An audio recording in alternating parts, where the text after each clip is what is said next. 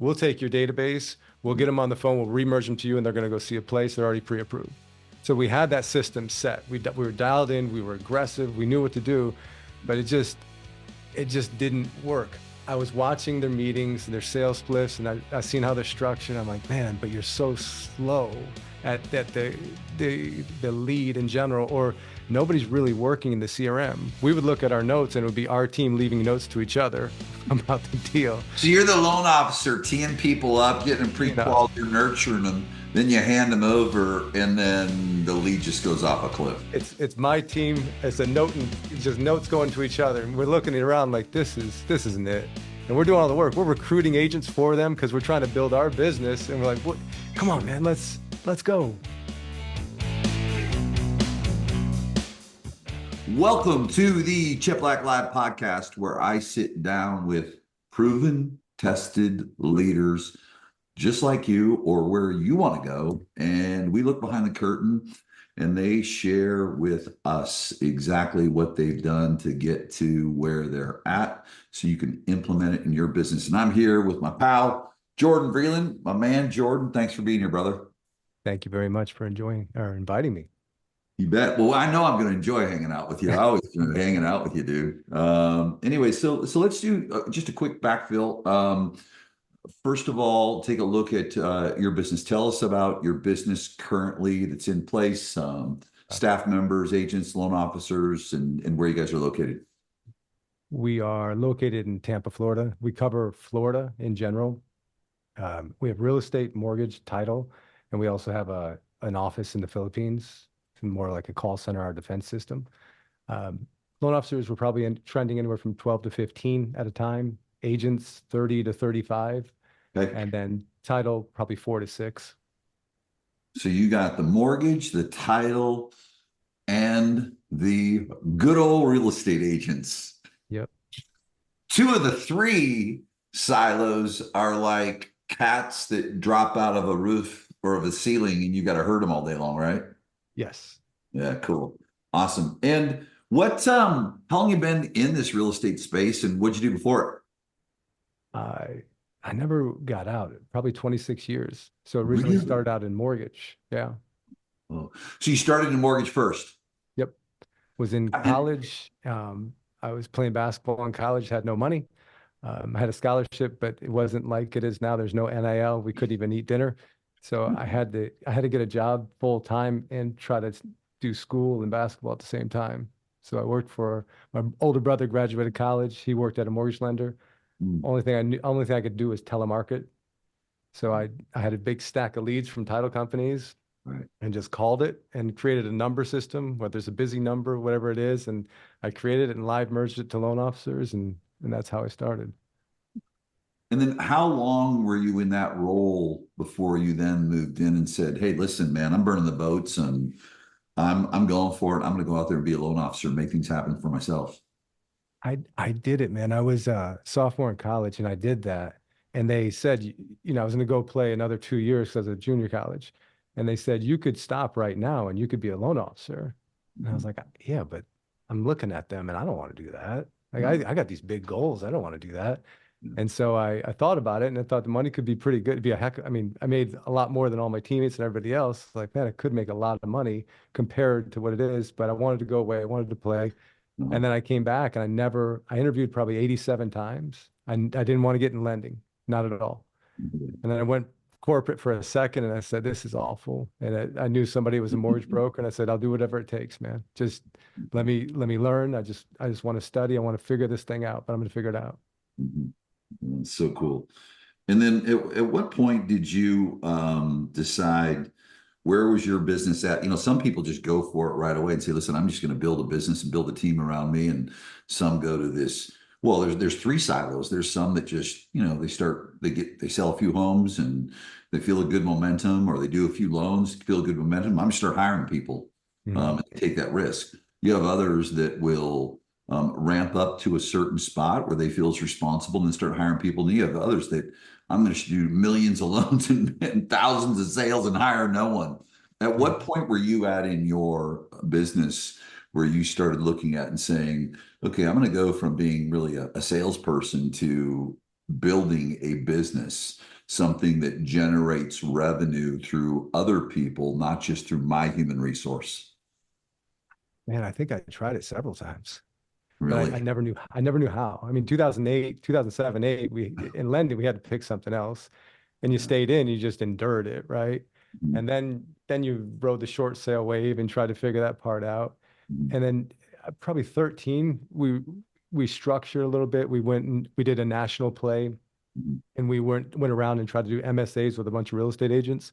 So that broke me open to trying to learn about 35 different CRMs, building out a team in the because we couldn't handle everything. There's no way we could do all this and be in the realtor CRM and learn and figure out. I knew more about real estate than I cared to know. And then I was building, getting better, Mhm. but I was figuring out on my own, right? So I was tripping and falling, tripping and falling. I was watching people, and I was trying to figure it out, and I'm still going to seminars, but not like till recent. You weren't all in. I mean, you weren't deep dive in the community, looking behind the curtain. You'd No, go get some info and then go, okay, I'm gonna figure it out. no, I was watching. Like I was in these meetings, right? So I had some monster accounts. Like I had number two in Keller Williams, and I would fly out. I was on stage at a couple different events and I met some good contacts, but we were just converting the lead for the realtor. So we would come in and say, hey, we'll take your database, we'll get them on the phone, we'll remerge them to you, and they're going to go see a place. They're already pre-approved. So we had that system set. We were dialed in, we were aggressive, we knew what to do, but it just didn't work. I was watching their meetings, their sales splits, and I seen how they're structured. I'm like, man, but you're so slow at the lead in general, or nobody's really working in the CRM. We would look at our notes and it would be our team leaving notes to each other about the deal. So you're the loan officer, teeing people up, getting them You know, pre-qualified, you're nurturing them, then you hand them over, and then the lead just goes off a cliff. it's my team. It's a note and it's just notes going to each other, and we're looking around like this isn't it. And we're doing all the work. We're recruiting agents for them because we're trying to build our business. And we're like, what? Come on, Sure. man, let's go. Mhm. And just So you got it. I mean, this is interesting to listen to because so many leaders, it takes them in the real estate space alone. Of course, now you're doing both, but so many leaders, it takes them forever to understand it's a recruiting game, period, of real estate agents. You're out there as a loan officer, you know the job they need to do, and you're doing the job for them yep, to bring in salespeople that will follow a sales process of the leads that you're freaking teeing yeah. up for them. And we're co-marketed, so we're still spending money. So we could Right. we could spend money for 6 months and not get a deal. So we know what's at stake. So we got to go in aggressive. We got to go in fast, build rapport. We got to try to any agent we talk to and we close the deal, like, come on, because hopefully that deal will come back around. And that's usually the life of a lender, which is Yeah. tough. Yeah. Were you buying, so the leads you were bringing in, were you investing in Realtor.com, Zillow at that point in time, Yep. PPC? Talk about the lead generation you were doing from a mortgage standpoint. So it was just on real estate leads, like premier agent type leads. We Okay. would go in and basically come in as a liaison saying, hey, you wanted showing at da da da, sort of like Alex Zillow now. We were ahead of the time doing that as the lender and in hopes of, yes, I need to get pre-qualified. Awesome. We'll get you pre-qualified and we'll get you over to the lender or to the realtor. Or if they just wanted to see a place, we'd live merge to the realtor, say, hey, here you go. But meanwhile, it took us, we're used to 7 seconds on lead flow because all the leads we've done over the years, 7 seconds, we got to go and dialers and everything else. But on the agents, I think the rule was 5 to 7 minutes. So we could take a nap, we go around, get some coffee, come back, and like I could still call them and win. Right, But we were trying to tell on the other side, the agents like, look, if you attack faster, this works so much better. right, right. Really, really good. How many years did you continue on where you were doing the co-marketing and then finally just say, you know something, I'm going to create my own real estate agents and create my own real estate company? How long did it take where you just said, okay, I'm going this path? 2017, I had enough. 17. Yeah, we were in 33 different states. We Wow. had tons of relationships, right? Monster accounts. It was great. The problem with that is you're as good as your last deal, or a lot of times the team lead, and we had wonderful teammates and everybody else, but oftentimes they didn't know why is a lead talking to a real estate agent first to go look and then figure out if they can afford anything. So you go to the restaurant, you eat, and then you look at your wallet and like, oh man, my bad. I don't have enough money.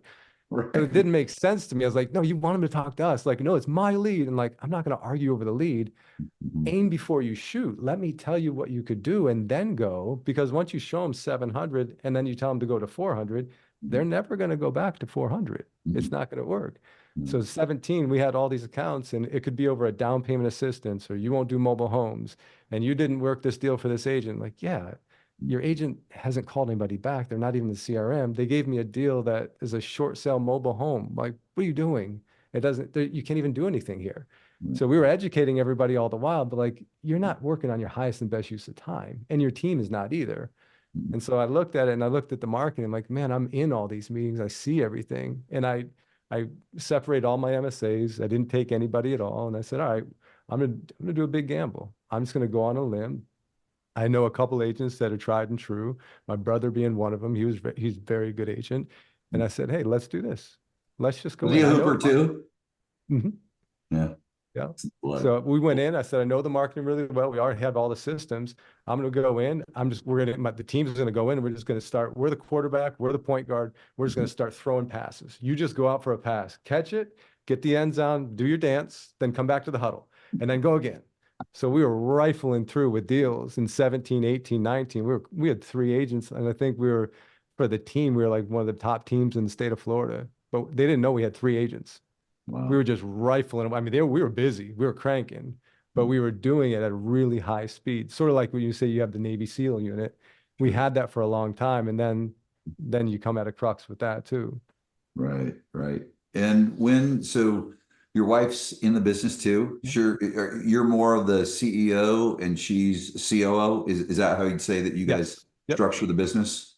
And then is she working across both businesses or just siloed in mortgage? Talk to everyone about how that structure works for you guys. You got the real estate silo, the mortgage silo, the title silo. Is it the two of you over the top of all three, or are you guys siloed? What's that look like?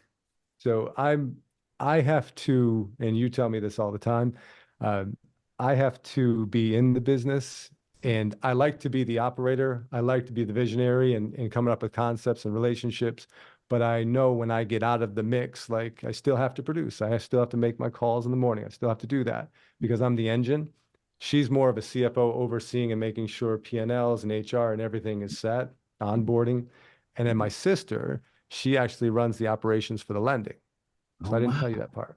Yeah, cool. Yeah. I didn't know that, Yeah. So man. she's been with me for 10 plus years. She's been operations manager. So a lot of that I can let that go and know that she's got that with And all she that. I knows don't, you, which is real oh, important too, yeah. right? Yeah. She knows when I need to be involved and like leave him alone. We don't want him involved. Just get him away.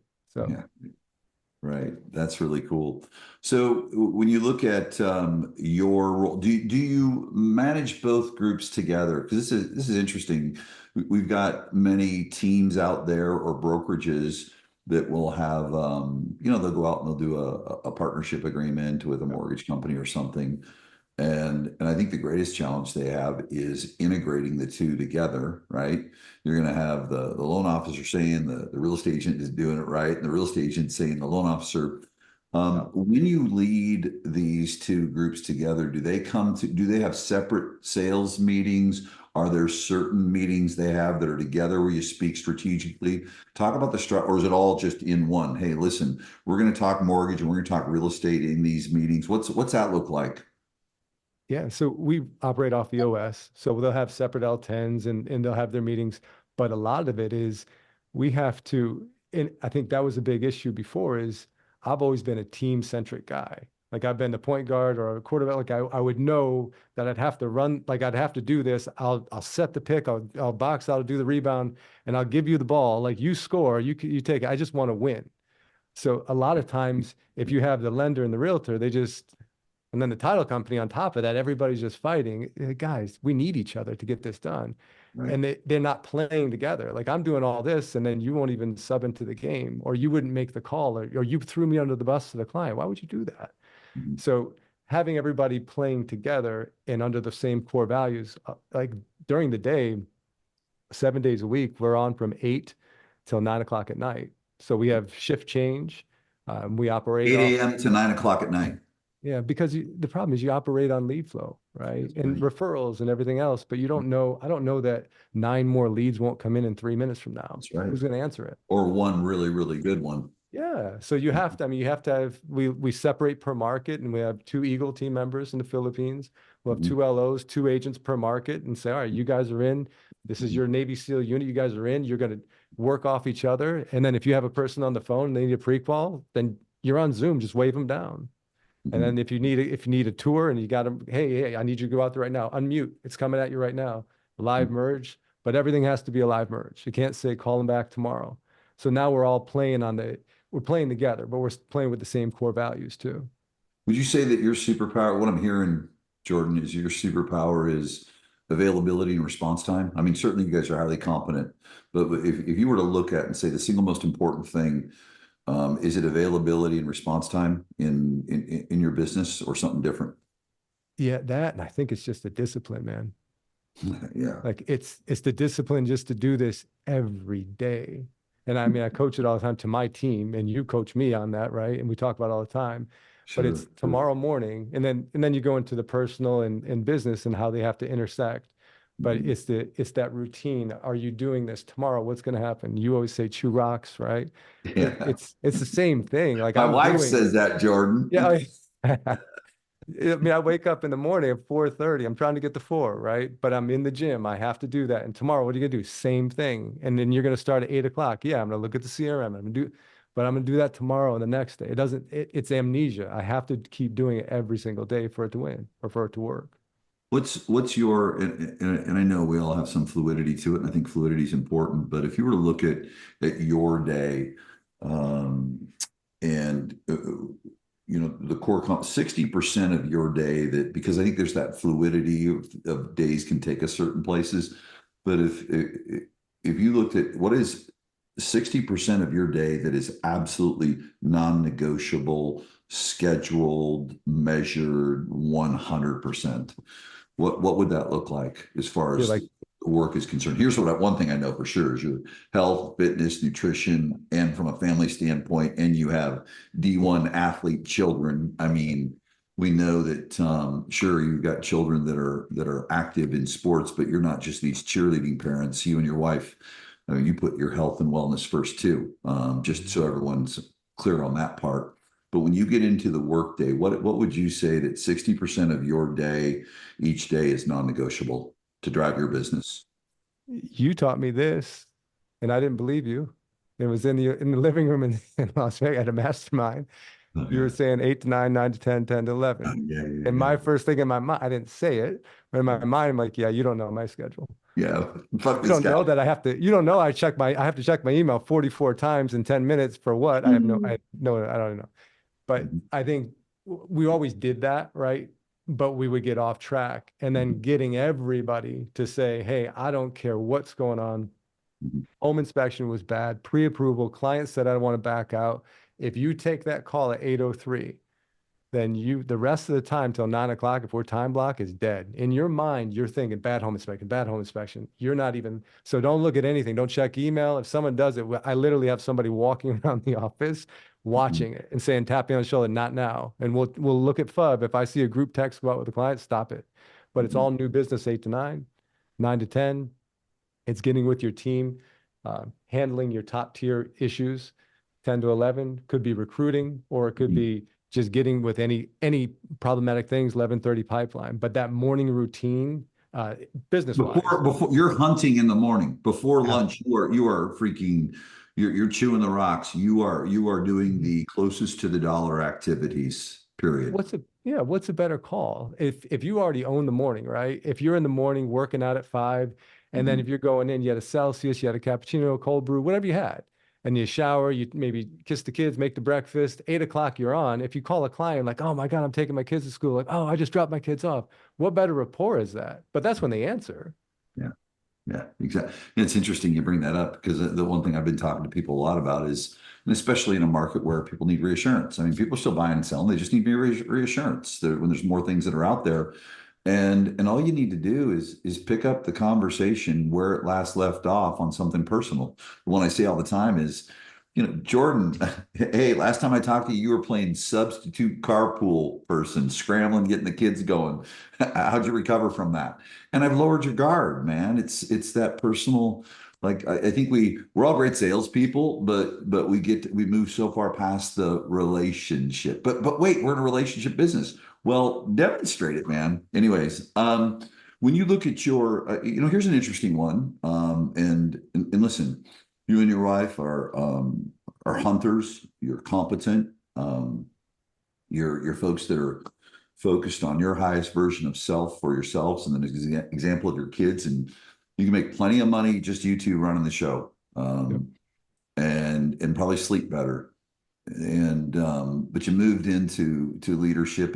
Sure, it's to grow a business, but what I know is people want more for other people, and they get into it underneath it.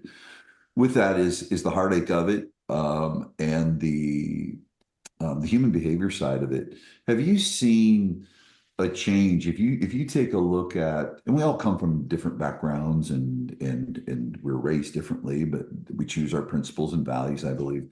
Have you seen a change in work ethic and just this general attitude of people willing to do the work and get the rewards later? Have you seen that flip around, you think, in the last 5 to 10 years at all with whether it's real estate agents or loan officers? Yeah, I mean, I come from a different time. I think I didn't know anything, so it was just attack. And then, yeah, I mean, if you came in the last 5 years, we hear it, the COVID age and all the other stuff. But if you see the work ethic, it is baffling, I could tell you, because we have these conversations, right? As you Sure. say, sometimes I have, at times, you have 45-year-old, 36-year-old, 27-year-old adults in your office, and I have children at 13 and 16 that are more disciplined. Mhm. So it's, or they have a better work at their time block, they're ready to go, and they didn't let go of themselves physically, and they have goals financially. Mhm. So it's I don't know, man. It's crazy to see that.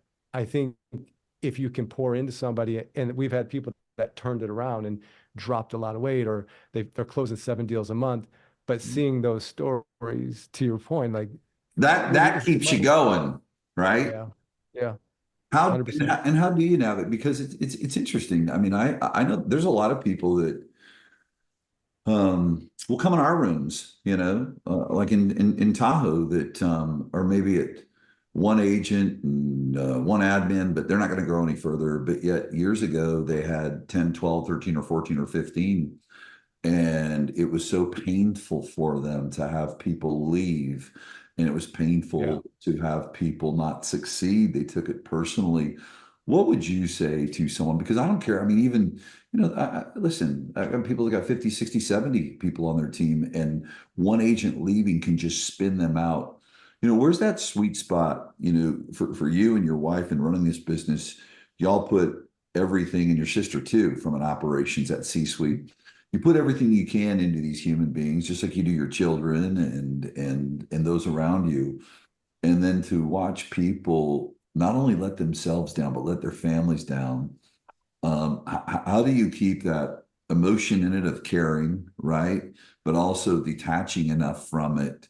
Was there a point where, hey, out of the gates from being an athlete, you just knew, hey, listen, it was in sports, some got cut, some didn't. It was based on performance, and love you, but hey, here's what the rules are. Or was that something that you had to overcome over time in your career, going, listen, as long as my wife and I lay our head on a pillow at night, know we gave our best, there's nothing else we can do. Talk about that part, because I think that holds a lot of people back from growth. That's a struggle, man. I take it personally. I lost the game. I don't lose. I gave it my all. I'm on the, like, I'm sweating. I'm bleeding on the court, but I always take it personally. Like, what could I have done better? And then and this is recently. Like, I've struggled with that for a long time, but recently in coaching, and then hearing others, like being on the Monday night call and hearing others go through it, like, wow, It's you're normal you're for you. doing way more than me. And look what you're dealing with this. And you just said that. But it's like I've always, I mean, shout out to you. I've always thought I was crazy, right? Because I'm doing these things. I'm in this business. And then I went to Tahoe, and I'm looking around like, man, there's people like me. This is great. But I mean, hearing them talk made me feel better. The other part is just understanding that if you have your procedures and your onboarding, we didn't have it down. From others that are in the circle, we took things away from all the masterminds, which was fantastic, and it got Mm, us a lot better. So it's helped mm, us grow for sure. But mm, letting yourself know, hey, you gave it your all. Your team gave it their all. There's no effort. So you mm, can't, like, I can't make you come to practice. Like if you just don't come to practice, you don't give anything. So I was okay with saying, and you hit home on this, is you might bring in 8 people and 3 make it. So just putting back to sports like mm, preseason. Does mhm. everybody in preseason make the team? No, they don't. Yeah. So the ones that do, okay, well, let's spend most time working through that.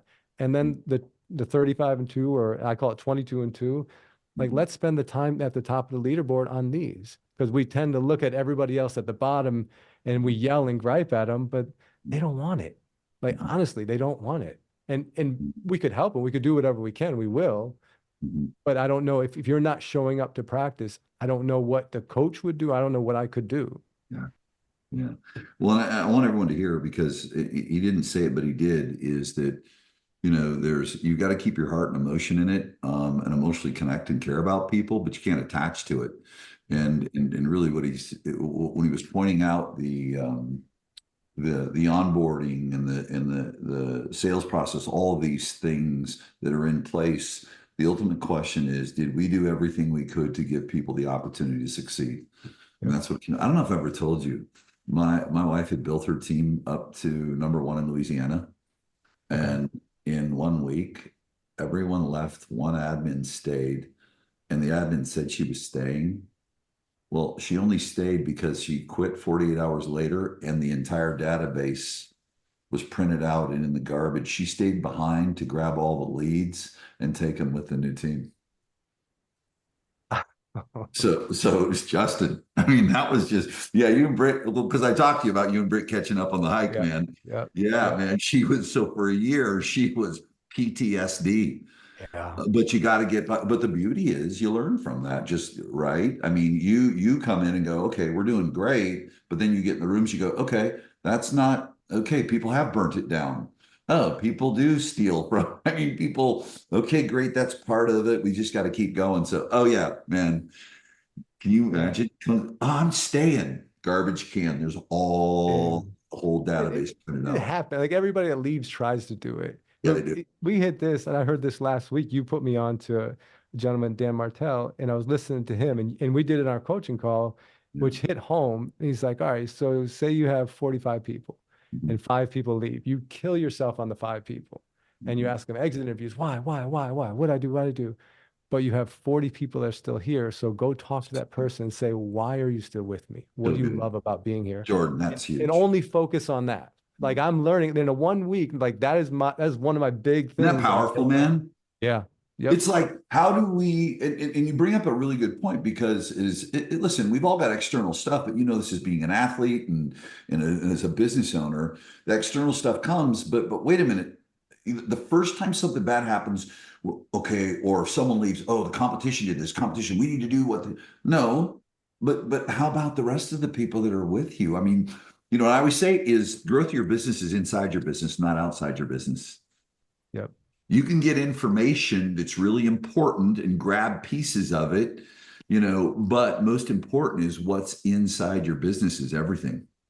And Yeah. I looked past that for a long time, Yeah. long time. And now it's hitting home like, man, I really need to focus on that. Yeah, I had a text message going this morning at 6 a.m. with someone while I was in the gym, and they're talking about what a competitor's doing. I said, it's nothing to do with them. Yeah. It has to do with what we're not doing. But what we are doing, I always say we when I'm talking to someone, what we are doing them is you're reacting to it.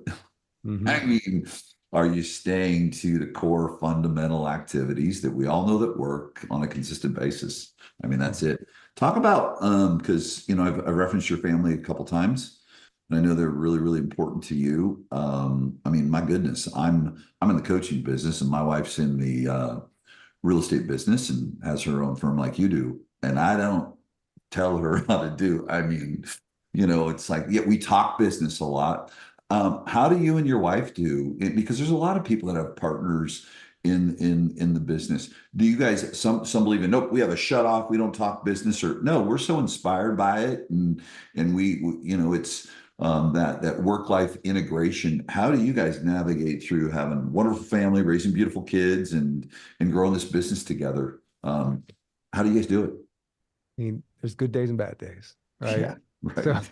honestly, there it's like, It oh, it's is. great, it's wonderful. Like, no, there's times where we're on an idea, we bring that home, and Yeah. then we have to detach. Like, I think it's a forever. Like, I'm in now this week trying to figure out how do I perfect the family time and the shut off Mhm. because you could say work life, and I think it's tough. Like, It's we tough. go to the gym in the morning, and that helps us sort of get into a routine during the It's day your before guys' task. time.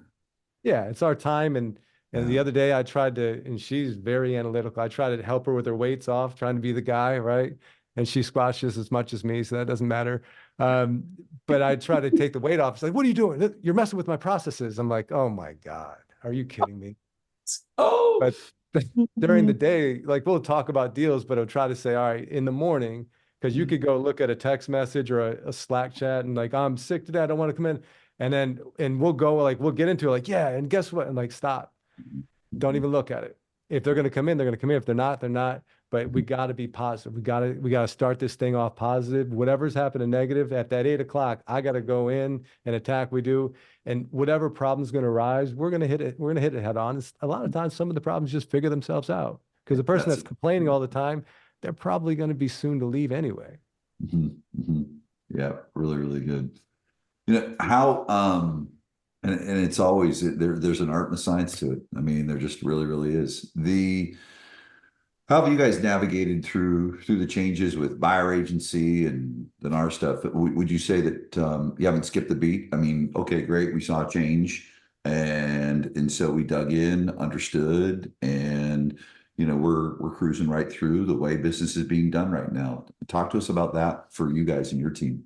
It's not to me, it's not that big of a fear because in lending, we've been thrown upside down and Yeah, you change, and guys. this is What was happening. And that? There's some law that came out. Was it in after 08 or 09?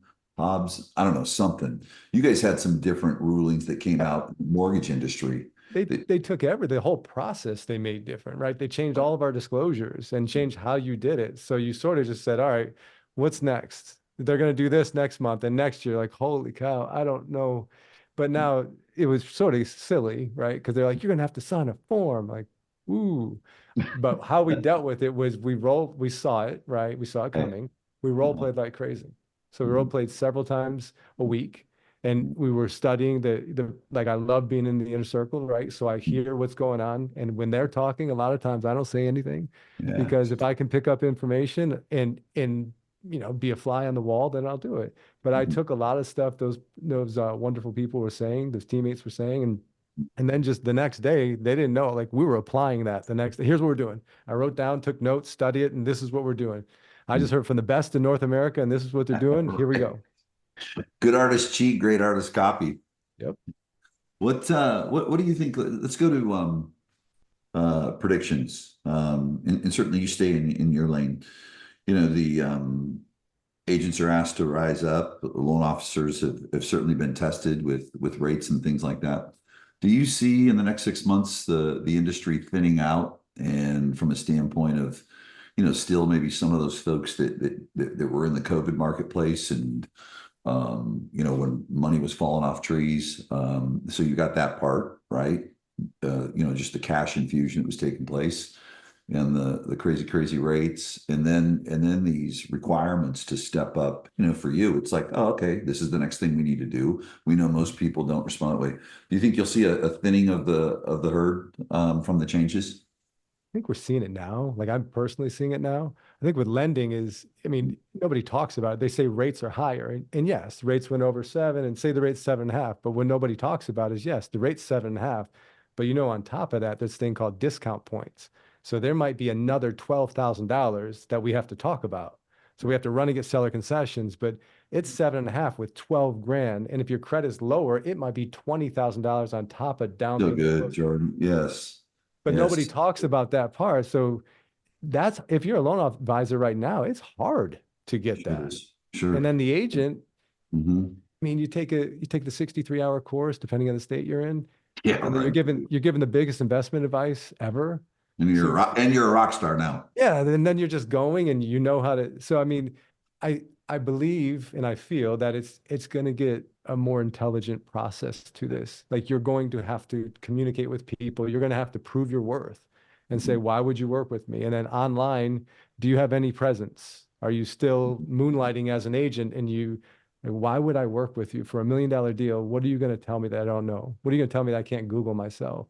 So with a lot of the agents we have now, even loan advisors, we've been pushing that. Like, are you an advisor? Like, talk to me, share with me, show me, graph it out, run the payment, do a Zoom with me. So do a Zoom with me right now. Why would I work with you? And then Google yourself and then show me why if I looked you up, why would I really go with you? Can you negotiate seller concessions? Do you know what you're doing? How many appraisals have you negotiated? Inspection? What do you do in that scenario? So like really testing them to see how good are you and do you want to be good at this? I love what you pointed out, and one of the things that I say to people, and they don't really think about it. I always say to people, do you know that a home has two prices? I'm like, well, what do you mean? Well, there's the price you're going to negotiate to buy it for, but then there's the cost of your money, Yeah. and that can change. And if you don't have really, really good counsel, I mean, I can remember, Jordan, when this goes back to 1988, 1999. And, it's so interesting. And I mean, I'm an old dude, if you will. But I remember every buyer I got on the phone with, I told them what was going to happen next. Hey, this is great. Thanks for calling in. Hey, by the way, when we get off the phone, I still remember Linda Benjamin, who works closely with me, is going to hop on the phone for a private conversation with you Mhm. to talk about some things that are more private. And so then I had a second. I mean, this is what's brilliant what you're doing, because my partnership with my loan officer, we were nurturing that lead together. They were going to tell that person maybe some things that, I mean, it's a beautiful thing, but I think people don't realize is that you've got to have a highly competent person when it comes to the mortgage side of things. So many times real estate agents will go, well, what's the rate? What's the rate? What's the rate? It's like, come on, man. There's a little bit more to it, buddy. Yeah. Just a little bit more to it. I Yep. mean, yeah. Let me ask you this one final question. Mhm. And it is at this point, knowing what you know now, and I know you're a guy that doesn't live with regret because we're the same, man. It's like it got me here. But knowing what you know now in business, what's one thing you think you would do different on your come up? Um, I would have hired a coach sooner. Hmm, I interesting. had the work ethic. I always like when I started, I did a webinar the other day and they were asked a similar question and they said, I wanted somebody that I needed a Yeah, long time ago. So if I was in my 20s, I didn't know what I didn't know. I'm going to work really hard, but I'm going to make yeah, so many mistakes. But in some of the top people that I follow and study is they got that coach earlier on and they're so much further along. But mhm, just their knowledge level is like you literally got the answers to the test a lot faster. I mhm, was studying and failing and failing and failing. Like I should have done it faster. And I think in Vegas and it took me 2 years to hire you and and then say, hey man, I'm ready. And I went through with Alec and Shannon, I went through the personal transformation because these are a lot of yeah, things I was struggling with. And sure. then I think it's just being vulnerable enough and being humble and just saying, hey, I'm a top dog. I got all these awards, I got all these trophies. I financially I did great. But then it's like, all right, kill the ego. You don't know what you don't know. You don't know how to get to that next level. And you're gonna fail another 20 years or Let's so shortcut it, man. yeah. Well, I think, and thank you for that. It's beautiful. It's why, and I say thank you for it, not because I'm a coach, because you know that I have a responsibility in my relationships with people. I'm spending more in coaching today than I ever have. And I will continue to, but I think the thing that I want to point out that you heard Jordan mention is that I think a coach is really important, an overarching perspective, and you've got that, I believe, more in an implied accountability because we're adults. Yep. And I'm going to walk alongside someone who's living similar to me. I'm not saying everyone needs to, but that's how I choose to do things. But the thing I want you to point out though is you get a coach for the community too. Jordan has, and he's mentioned it a number of times. I mean, in the last, I don't know, 8 weeks, we've talked about a few different folks to jump on with this person, jump on with that person. So it's that great. A coach is certainly has an overarching knowledge, but any coach that says they have it all or knows it all, no way. But they've got a community to plug into. And so what I just want to say is, hats off to you to having that humility, because some people to reach out to other people, because some people won't reach out in that community. Yeah. Yeah, they just won't.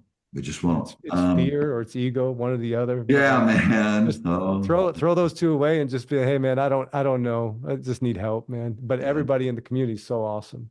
It's such Mhm. a great tribe. Yeah, really good, man. Well, listen, I appreciate your time. Tell everyone where they can find you, brother. 14 days to close. I love that. Spelled out. days to To spelled out. close. Days to close spelled out. 14 Yes. days to close.com. Yep.com and then VreelandRE.com. So any social media, you'll see both of those going all over the place. Awesome. Appreciate you, brother.